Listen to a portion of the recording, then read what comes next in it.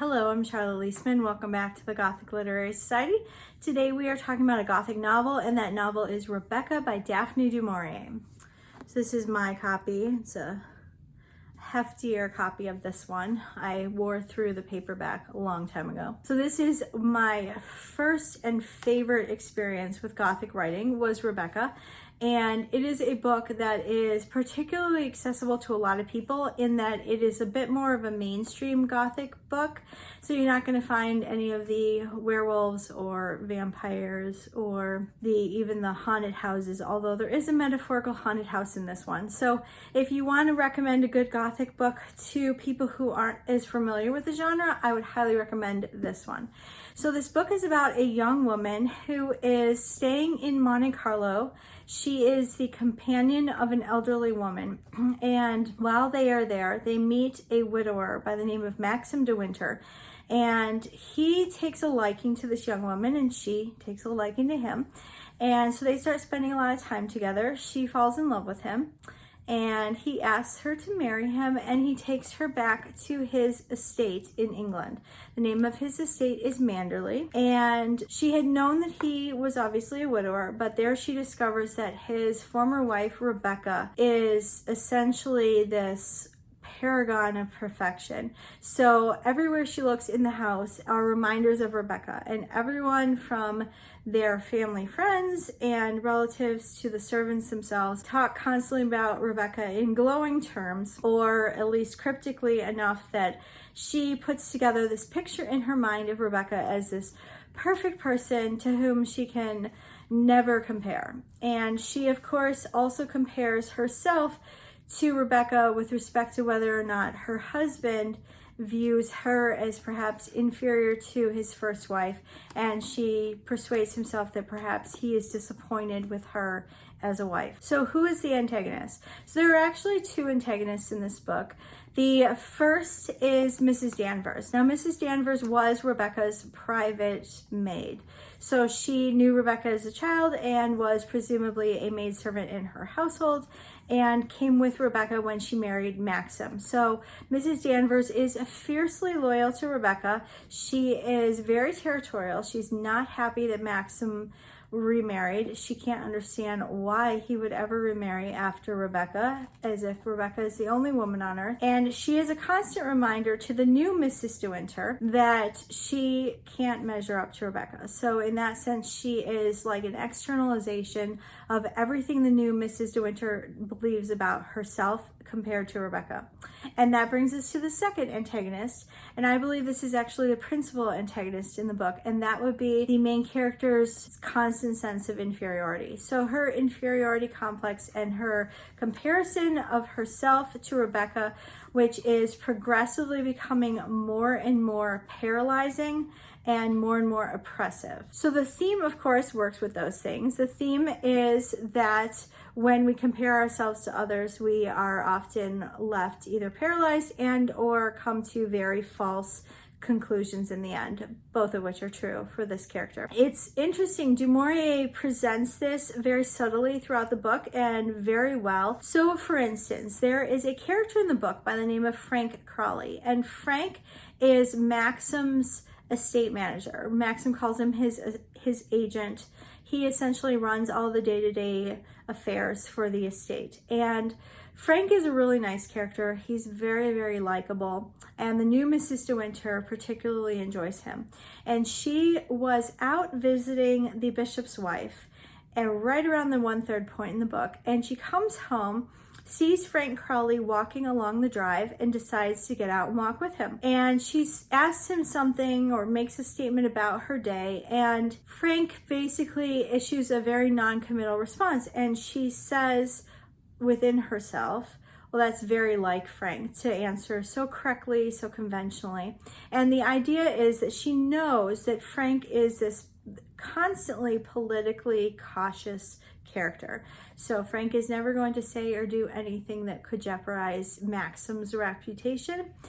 And so she makes this observation. It's a very correct observation. And then in the next breath, she asks him some questions about Rebecca. And she's particularly interested in Rebecca's ability to organize large parties and dinners and balls. So Frank responds, and instead of praising Rebecca, what he actually says is, well, we all of us worked very hard. If she had been reading between the lines, which readers should be doing, hopefully, she should see that Frank is very carefully skirted around the question. So he's absolutely not answering it whatsoever.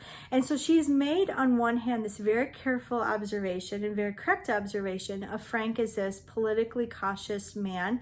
And then in the next breath, she takes his comment and she interprets it as Frank having a secret love for Rebecca, that perhaps he had loved her and is now deeply saddened that she is gone, which of course is not the truth. Frank did not like Rebecca at all, and she should know better. But what du Maurier does is, throughout the book, she presents the reader with a true statement on one hand, and then simultaneously she has the protagonist misinterpret that statement and take it the wrong way.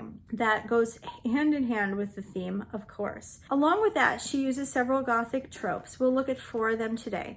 The first is fog. So the most interesting instance of fog in this book is right at the 3/4 point, right after the very cataclysmic costume ball. Right at the end of this costume party, a shipwreck occurs right off of the shore, and the divers go down and discover something particularly revealing about Maxim's history, which I won't give away. I'll try to save at least a little. So at this point, she's gotten to the point where she realizes that all of her prior conclusions are very likely false, and yet she no longer knows what the truth is.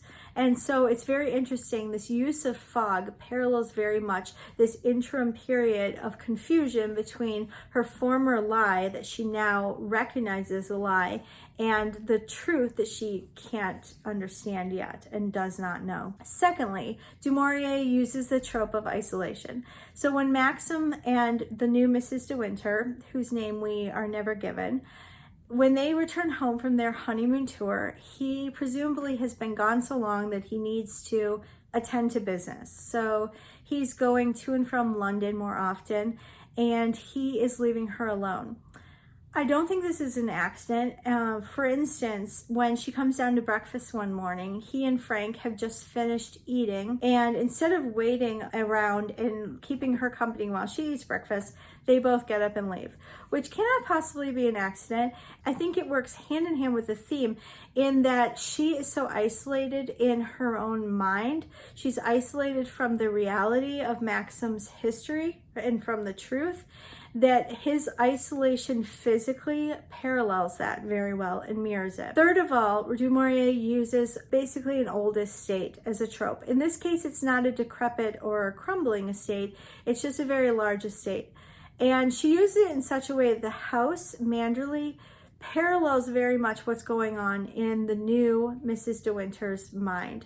So for instance, she gets lost on several occasions, and she answers the phone, and when they ask her if Mrs. De Winter is there, she responds that she has died.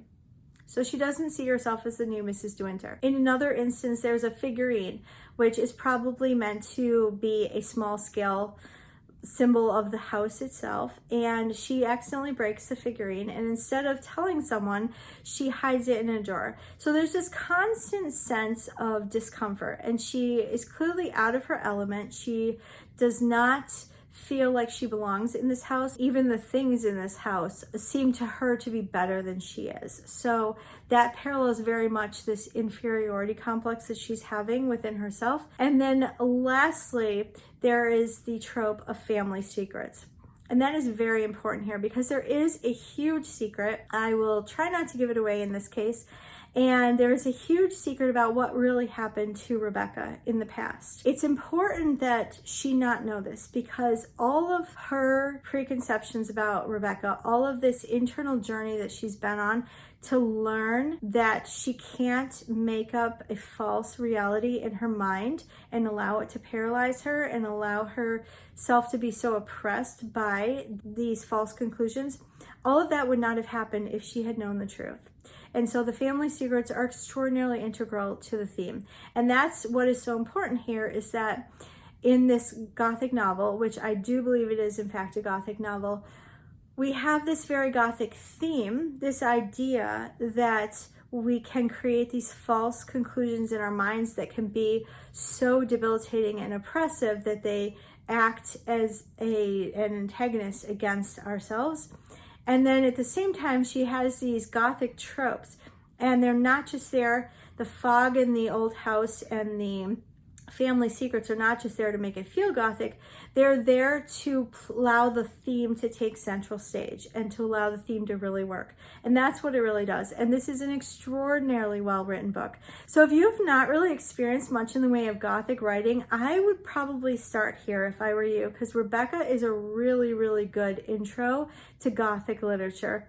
And I hope you enjoy it. Leave your comments below if you have read it, or once you do, let us know.